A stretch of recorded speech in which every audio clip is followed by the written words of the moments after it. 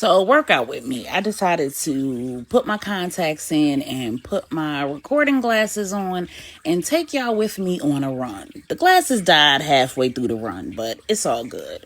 Apparently, the way to maintain your silk press is to put it into these big ponytails and then bend to knot the hair that's hanging out, wrap it down really good, and let it completely dry before you take it down. We'll see how that works out. So here's a little history lesson, if you will. Growing up, I was an athlete. I did double dutch. I did track and field. I played basketball and I was a ranked boxer. Over the years in my adulthood, I was an avid runner. I did 5Ks and 10Ks, and those are the longest races that my digestive system will allow. Throughout the last decade or so, running has been hit or miss due to several medical conditions. And at nearly 50, I've decided that I miss the pavement misses me, so I'm getting back out there. The best way to do that is interval training. I started with 1 minute jogging, running, and 1.5 minute recoveries. And I have worked my way up to 2 minute jogging, running with 1 minute recoveries. After today, it's clear that I need to make my recoveries shorter. So I'm going to go to about 45-second recoveries, which means that I'm going to have more intervals because my runs need to be at least 34 minutes, which includes a 2 minute warm up and a 2 minute cool down. The goal isn't speed, it's endurance. If you get the endurance down, the speed will come. It's more important to focus on your form. You don't want to be dragging your feet. You want to make sure that when you're going downhill, you're leaning back and focusing more of your weight on your heels. And when you're going uphill, you're leaning forward, focusing more of your weight on the balls of your feet and picking your feet up. You want to focus on syncing your breathing with your pace and maintaining your form as your pace varies. And when you're doing cardio, you want to make sure that you're paying attention to your heart rate. There's a certain range where you burn fat and a range where you burn more calories. Staying in the fat burning range is what's best for your heart and your lungs. When I run during my recoveries, I have to blow my nose and I also have to hydrate because I have a number of medical conditions. And running opens up my lungs, and I don't sweat enough to cool my body down when I exercise in direct sunlight. That's called anhydrosis. On my runs, I have probably about 4 different routes. I have 2 routes that are through my neighborhood, the adjoining third phase of my neighborhood, the fourth phase, which is a condo division, and the fifth phase, which is kind of the second phase of the condo division. And I do alternate between going from my neighborhood through my front entry and through those neighborhoods and going through my neighborhood through the back entry and through those neighborhoods. I also have another route that takes me to my son's bus stop.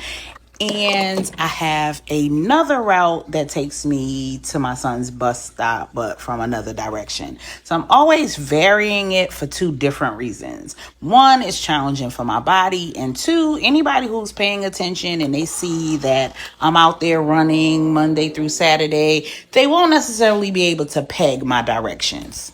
Safety first, and I stay strapped. Please believe it.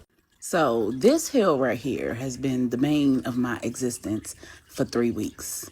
Now, going downhill is easier as it pertains to breathing, but it's actually harder on your knees. And as opposed to just letting the momentum of the hill take you, which obviously increases your speed, you still need to maintain control of your body, your form, and all of the things, especially to protect your knees.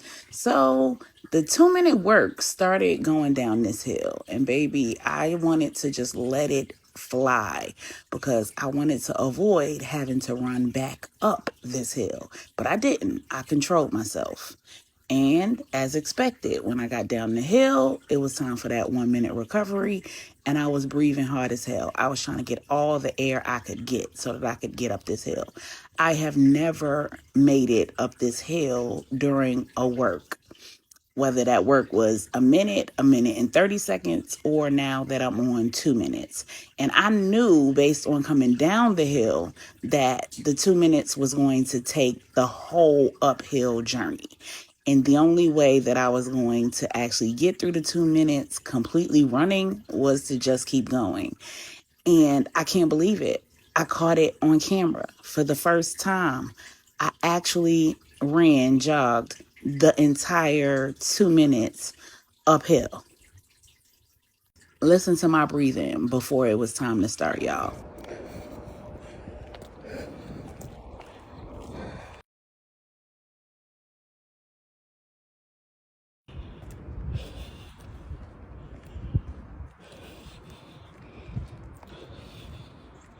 So, breathing regulated, the watch said it's time for that 2 minute work, all uphill. Let's get it. Now, this is in 5x speed because you don't want to see me jogging for 2 minutes up a hill. But I need this to reinforce my determination. Determination is what you have when you don't have any motivation. Not only did I maintain my jogging pace up the entire hill, but when I reached the top of the hill, the 2 minutes wasn't even up. So that means I wasn't even going as slow as I felt like I was going, because I was still running once I made that turn and started going down the hill. And then I bent the corner back into my neighborhood. I was flabbergasted. Holy crap, I did it. Oh, oh, thank you, Lord. Oh my God. Ooh. Oh, oh, oh. Baby, won't he do it? Won't he will? Now, once I hit my neighborhood, I'm good. I know that the end is in sight. I'm focused on powering through the works and properly utilizing the recoveries. But typically, when I hit my corner, I'm at the cool down. I check my watch and I'm not even at the cool down yet. Y'all know what that means? That means your girl has gotten faster. And faster is not yet the goal. The goal is simply to get through the entire workout using each portion of the intervals appropriately. So, not walking when I'm supposed to be running. As a result, I had to go past my house until the cool down started and then make a U-turn and come back to my house. Let's go. If this isn't motivation for you, if it doesn't increase your determination, then I don't know what will. And if you're not impressed, that's okay. Let me be great, okay? Drink your water, take care of your kids, and mind your business. Because it's a party over here. And the party is not stopping there, because on Tuesdays and Thursdays, I do either HIIT or strength and a core exercise before my cool down. Here are my stats for my outdoor intervals. If you've seen any of my stories on TT, then you know that those paces are getting better. Let's go. And this is what your girl is looking like after that heavy work. My God, on today. Yep, gotta blow that nose again, get some more of that water in me, and let's get right on into this HIIT exercise. Now, I have to make modifications because of my knees and my back, but baby, we get into it.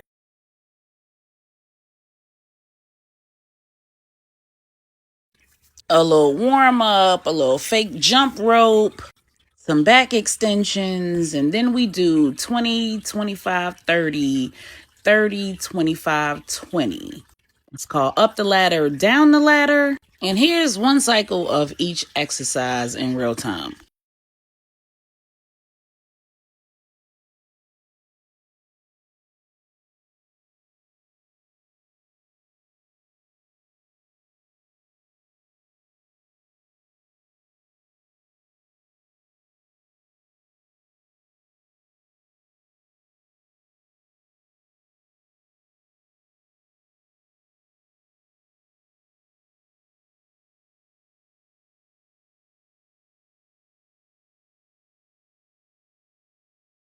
And then we cool down and go into that core exercise, which of course starts with the warm up, some back extensions, some squats with punches, and then right on down to the floor. Child, I am covered in sweat. Look at that crotch. I hate planks, but here we are with the planks, trying not to do the rotations. And then these V-sits kill me every time. And from the V-sits, we went to the mountain climbers, and then we went directly into these extension crunches, which I also hate. I hate any kind of core exercise that requires for me to be on my back because my back is the worst. And so we went through that on several rotations, and I had to stop to breathe because, baby, obviously, core ain't about a whole bunch of calorie burn, but we got some in there. And now to the cool down. Thank you, Lord. I didn't realize you couldn't see what I was doing with the top of my body, but it was literally just neck stretches, stretching your head from right to left, stretching your arms over your head and bending into your hip, and so on and so forth. And then we did my favorite part, the spine roll down, baby. The way my spine was cracking every time I came down was just wonderful. I had my very own at-home chiropractic service. And now to the floor, baby. That hip stretch felt so good. It stretched down in that inner thigh, through those quads and those calves. Woo! And then that turnaround was everything. And it ended with that meditation, and all I could do was thank God. And this is today's workout summary.